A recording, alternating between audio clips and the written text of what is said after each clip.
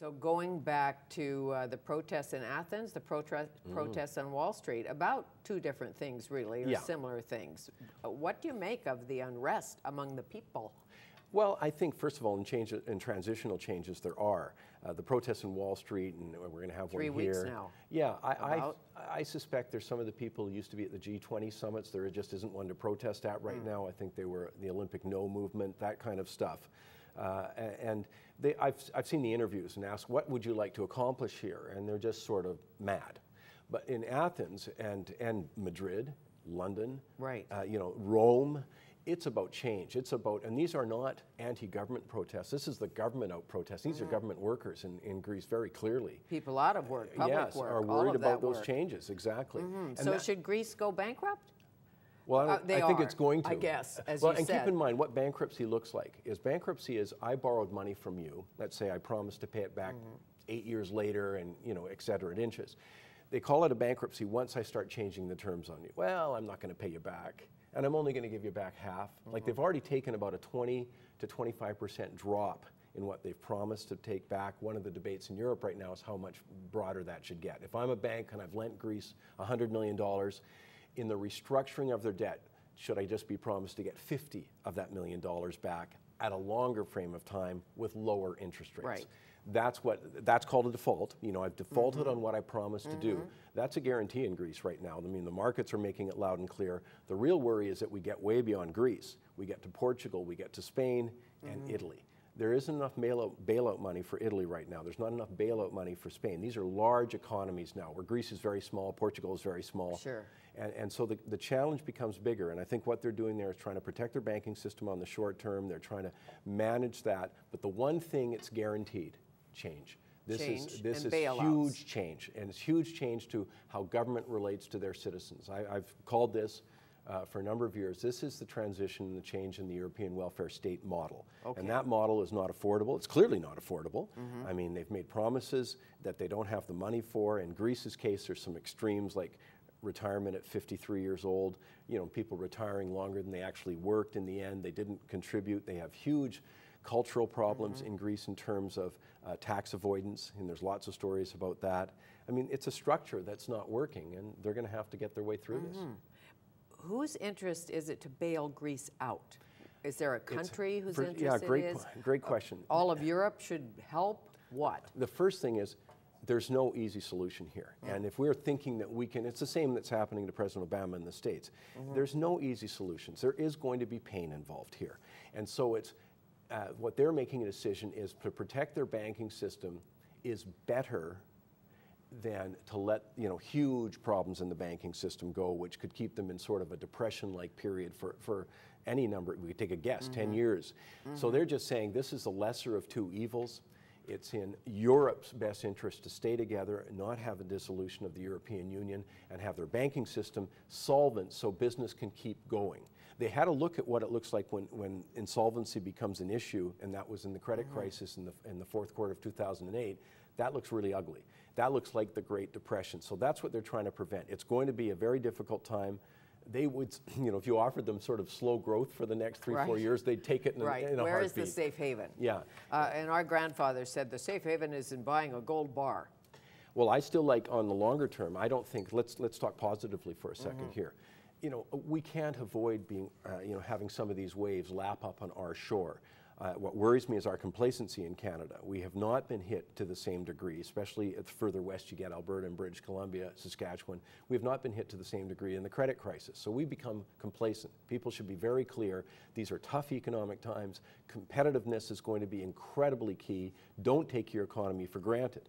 Now, given that, though, I still think those major trends about the commodity boom are going to reassert themselves. The demand that we've got out of a developing middle class out of China and India and some of those other countries, that will reassert itself. Canada is uniquely positioned to do extremely well if we choose to do that. I'm not so sure the Canadian public has expressed a real interest in doing well economically. I don't want to wait until the problem really hits. But in tougher times, as you know, consumers pull back. We don't buy as much. We don't build houses. This is the problem, by the way, what's happened in the States with these stimulus programs. And President Obama has proposed another one that's getting debated right now. But for example, let's say you own 4 cars already. Well, you don't care that they lower car loans to zero, right. Percent to borrow, or lease rates to zero, and they give you incentives. You're not in the market anymore. No, we're going down to one-car families, perhaps. Exactly. And the consumer is pulling back, whether they got caught last time and they have to pull back, or they're just saying, I prefer safety. But so are companies. One of the things I said right at the outset, companies are in better shape on the balance sheet than they were in 2008 by far. One of the reasons is they didn't go out and expand. Instead, they shored up their balance sheet. They paid down debt. They got cash in the bank. So that's why the stimulus measures, which are meant to encourage businesses and individuals to go out and spend, maybe to borrow with the low interest rates, that kind of stuff, hasn't worked. Right, but the Warren Buffetts are saying, look, I make billions, I'll give a little more back, I'll pay a little more tax. Well, again, once you politicize an issue, we should all get huge headaches. I can tell you, if politics was the solution, you don't think I don't care what people's political bents are, but you've got socialists running Spain, Portugal, and Greece.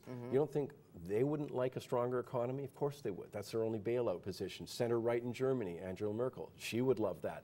Whatever you categorize these different governments, it's in everyone's best interest to have a stronger economy. If they could just snap their fingers and make it happen, you don't think they would have by now? Well, clearly they can't. Yes. Politics is a diversion for the fundamentals of economics and finance that are coming home to roost. I'll give you one other quick example. Okay. You go borrow a ton of money from the bank. You have trouble making your payments. You go in, or they call you in, and you go, oh, don't you know who I voted for? No, they don't care who you voted for. They don't care what your political philosophy is. If you voted. And the same thing if that's too difficult, if you lent somebody money, you aren't asking those questions, you're asking, when are you paying it back? Right. And that's what's happened to the world. It's superseded politics in that way. It's the finances that superseded politics. They want to know. Greece's problem is nobody wants to lend it any money. If I phoned you up and said, Fanny, we can get 25% over the course of a year in Greece. Let's put our money there. You go, are you kidding? We ain't getting the money back. They've lost the confidence of anyone. Doesn't matter if you're an institution, an individual, governments. They've lost the confidence of the public.